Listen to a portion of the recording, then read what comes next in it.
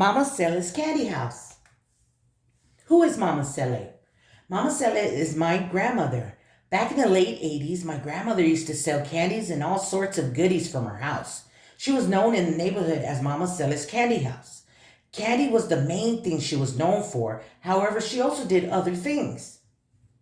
Mama Sele was great at baking sweets. She baked cakes, cupcakes, bread, scones, cookies, you name it.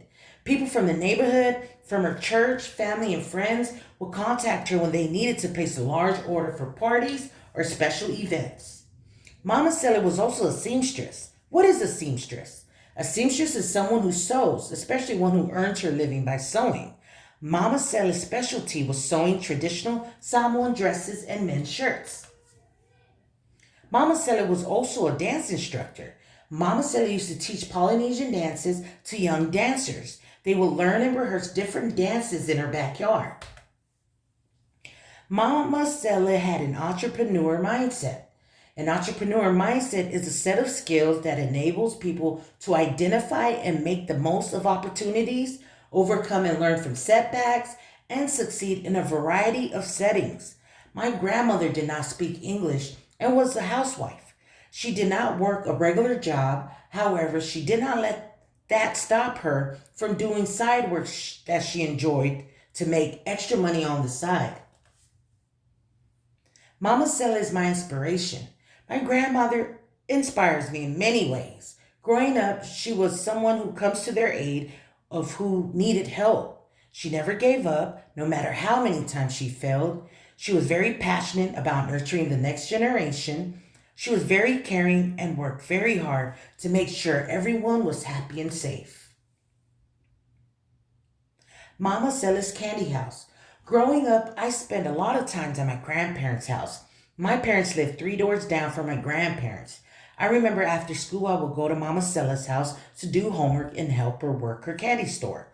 She would get a knock on her door nonstop from 3:30 p.m. until 8 p.m. That's when she stopped selling. The weekends were her busiest. I would also spend the weekends at her house because I loved to help. Working at Mama Sele's house, every person that came in to buy something, I would type each item on the receipt machine. This machine would help keep track how much money was made for each transaction for that day.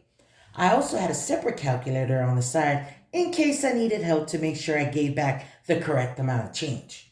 At the end of each day, I would calculate the total that was made that day and place the money and a copy of the receipt in a sandwich bag. We kept these in a box that was labeled with numbers that represents the day the sale was made. Memories of Mama Sele. What I remember most was her candy store. It used to bring so much joy and laughter in our neighborhood. Everyone knew Mama Sele, and it was pretty much the go-to spot in the neighborhood. It was a pleasure to be her little helper. Mama Sele never paid me to help. However, she was always there for me when I needed new clothes for school, money for my school field trip, or when I had school bake sales. She was always there for me.